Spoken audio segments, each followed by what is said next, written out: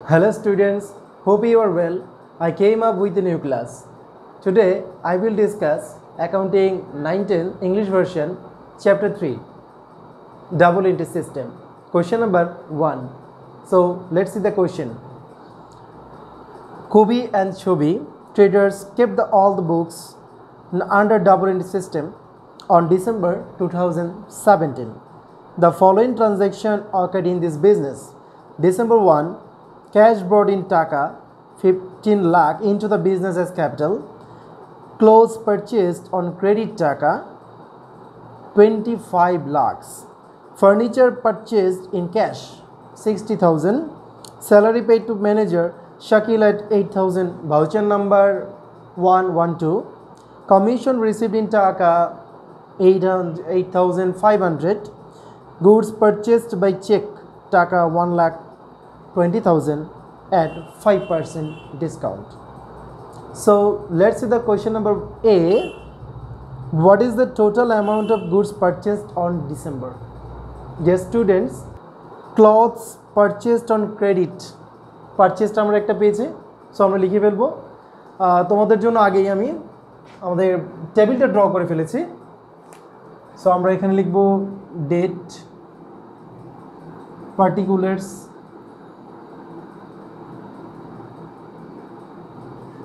টাকা টাকা। তোমরা চাইলে একটি টাকার টেবিল নিতে পারো, আমরা দুটি নিচ্ছি।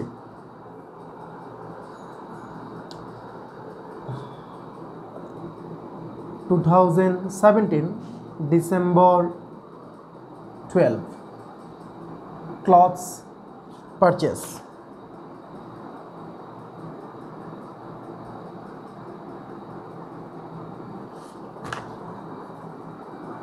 $25 lakhs. দেন আমরা দেখতে পাচ্ছি ফার্নিচার পারচেসড। যে স্টুডেন্টস ফার্নিচার পারচেস কি আসবে? ডেফিনেটলি আসবে না, কারণ ফার্নিচার আমার একটি অ্যাসেট। তারপর দেখো স্যালারি পেড, এটা তো অবশ্যই expense. Commission receive goods purchased by cheque, হ্যাঁ এখানে আমরা পেয়েছি December 31 গুডস পারচেসড।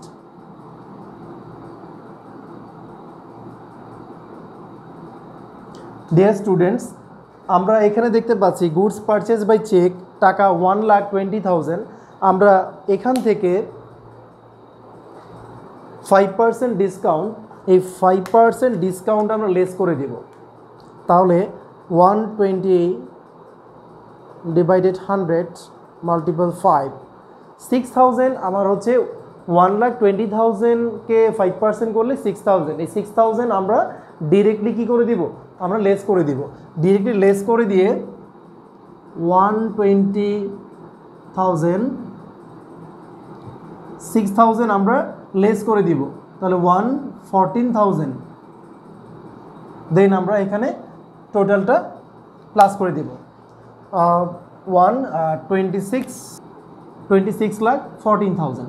ওকে, তাহলে আমরা এই নাম্বারের অ্যান্সার পাচ্ছি 26,14,000। আশা করি তোমরা বুঝতেই পারছো, না বুঝলে অবশ্যই কমেন্ট করবে। ডিয়ার স্টুডেন্টস, আমাদের নেক্সট বিতে বলা হয়েছে determine the debit and credit of the above transaction. Debit and credit transaction নিয়ে আমি একটি আগের ক্লাস নিয়েছিলাম, তোমরা চাইলে আগের ক্লাসটি দেখতে পারো, না দেখলে অসুবিধা নেই, এখানেও আমরা জানতে পারবো। তো ডেবিট ক্রেডিট করার জন্য আমাদের যে টেবিলটা জরুরি সেটা হচ্ছে date particulars debit and credit টাকা। তোমরা চাইলে ডেবিট ক্রেডিটটা আলাদা করে আরেকটি দেখাতে পারো, টাকা দেখাতেও পারো, চাইলে নাও দেখাতে পারো, তবে দেখালে ভালো। তো December 1 বলা হয়েছে ক্যাশ ব্রড ইন টাকা 15 lakh into the business as capital. আমাদের কাছে ক্যাশ টাকা আসছে। সো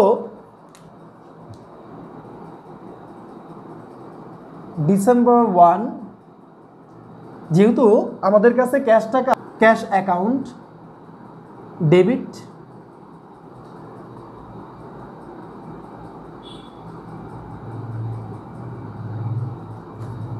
আমরা মনে রাখবো যে December 1 অথবা 1 জানুয়ারি যখন আমরা ক্যাশ টাকা নিয়ে ক্যাশ টাকা নিয়ে যখন আমরা বিজনেসটা রান করি, এটা আমাদের অ্যাকচুয়ালি ক্যাপিটাল। তো ক্যাশ যেহেতু আসছে, আমরা জানি ক্যাশ অ্যাসেট, অ্যাসেট ইনক্রিজ হলে ডেবিট, আর ক্যাপিটাল ইনক্রিজ যদি হয়, ক্যাপিটাল অ্যাকাউন্ট, ক্যাপিটাল যদি ইনক্রিজ হয় সেটা হবে credit, same amount. Okay, done. The next, December 12 close purchased on credit টাকা 25 লাখ। সো পারচেস, আমরা জানি পারচেস আমার এক্সপেন্স, আর এক্সপেন্স ইনক্রিজ মানে কি ডেবিট। তাহলে আমরা লিখব purchase account debit,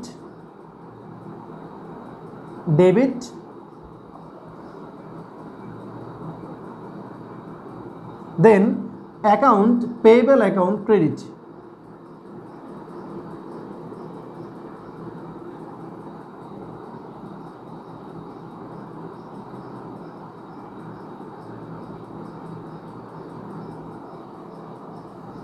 Okay, dear students, next, December 23 furniture purchased in cash টাকা 60,000।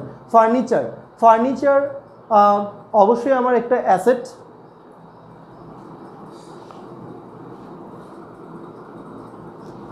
ফার্নিচার আমার একটি অ্যাসেট, আর আমরা আগের ক্লাস থেকে জানি যে ফার্নিচার ইনক্রিজ হলে debit, furniture account debit, furniture cash, যেহেতু আমার ফার্নিচার অ্যাসেট আমার ইনক্রিজ হয়েছে তাই ডেবিট। ফার্নিচার যখন আমি পারচেস করছি আমার কাছ থেকে চলে গেছে ক্যাশ কি একটা অ্যাসেট, এটাও একটা অ্যাসেট যদি ইনক্রিজ হয় দেন ডেবিট, অ্যাসেট যদি ডিক্রিজ হয় ক্রেডিট। তাহলে ক্যাশ অ্যাকাউন্ট ক্রেডিট।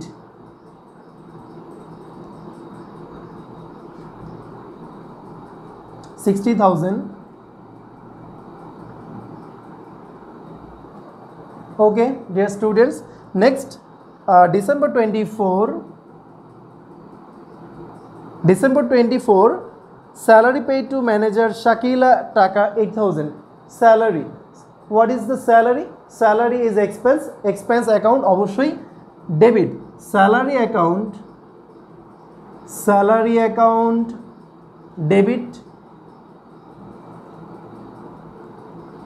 ক্যাশ, স্যালারির জন্য আমার কি হয়েছে ক্যাশ একটি অ্যাসেট আমার কি হয়েছে ডিক্রিজ হয়েছে, তাহলে cash account credit 8,000। Okay,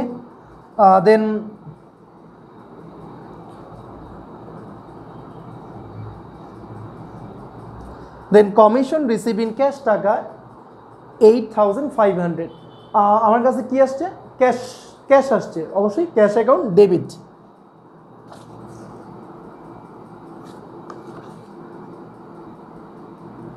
cash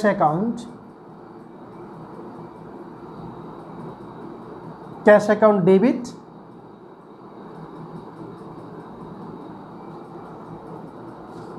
commission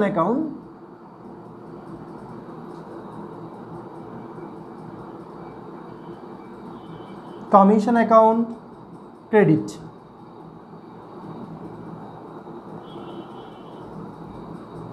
last one, December 31 goods purchased by cheque টাকা 1,20,000। গুডস পারচেজ, আমরা সবাই জানি purchase account debit,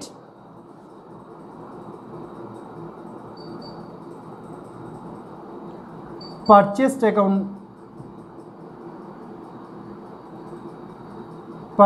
account debit. যেহেতু এখানে চেক বলা আছে তাই তোমরা মনে রাখবা চেক থাকলে অবশ্যই ব্যাংক হবে, ব্যাংক অ্যাকাউন্ট ক্রেডিট 1,14,000। ওকে, তোমরা বলতে পারো যে 1,14,000 আমরা কি করে পেলাম? আমরা আগেই বলেছিলাম এখানে 5% ডিসকাউন্ট আছে, সেই 5% ডিসকাউন্ট তুমি লেস করে দিবা। আশা করি তোমরা বুঝতেই পারছো, না বুঝলে অবশ্যই কমেন্ট করবে। ডিয়ার স্টুডেন্টস, আমাদের নেক্সট সিতে বলা হয়েছে prepare voucher for the transaction of December 24। December 24-এর জন্য আমরা একটি ভাউচার ক্রিয়েট করব। ভাউচার আমরা যখন ভাউচার আসলে mainly there two kinds of voucher. আমরা এক্সপেন্সের জন্য একটি ভাউচার আমরা মেক করি, আমরা আর হচ্ছে ইনকামের জন্য আমরা আরেকটা ভাউচার ক্রিয়েট করি। সো এখানে ডিসেম্বর 24-এ বলা হয়েছে স্যালারি পেইড। স্যালারি অ্যাকাউন্ট কি একটা অবশ্যই এক্সপেন্স। তো এক্সপেন্সের জন্য আমরা যেটা করি সেটা হচ্ছে ডেবিট ভাউচার করি। আর এখানকার টেবিলটা একটু দেখে নিই। Voucher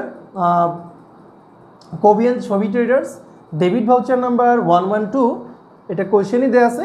account title name salary, ডেটটা আমরা এখানে লিখে ফেলবো, রিসিভার নেমটা লিখবো, অ্যাড্রেস লিখবো, then serial number, description of expense, amount. So salary paid to manager Shakila টাকা 8000, আমরা এখানে 1 লিখবো, সিরিয়াল নাম্বার 1, স্যালারি 8000। ওকে, আমরা 8000 লিখলাম, 8000 আমরা এখন এখানে ক্লোজ করে দিব, দ্যাটস ইট। টাকা এখানে লিখবো in word 8000 only, 8000 only. So dear student, এরপরে এখানে লিখতে হয় cashier signature, account signature, manager signature, receiver signature. এগুলো আমরা লিখতে হবে, এগুলো আমাদের টেবিলে বইতেই দেওয়া আছে, তো সেইভাবে আমরা দিয়ে ফেলবো। এটাই হচ্ছে আমাদের অ্যান্সার। আশা করি তোমরা বুঝতে পারছো। তো পরবর্তী ক্লাসে আমরা এই চ্যাপ্টারের নেক্সট ক্রিয়েটিভগুলো সলভ করব। তোমরা যারা আমার চ্যানেলে এখনও সাবস্ক্রাইব করোনি তারা অবশ্যই সাবস্ক্রাইব করবে। চ্যানেলটি ভালো লাগলে অবশ্যই বন্ধুদের মধ্যে শেয়ার করবে। আশা করি ভালো থাকবে। আজকে এই পর্যন্তই।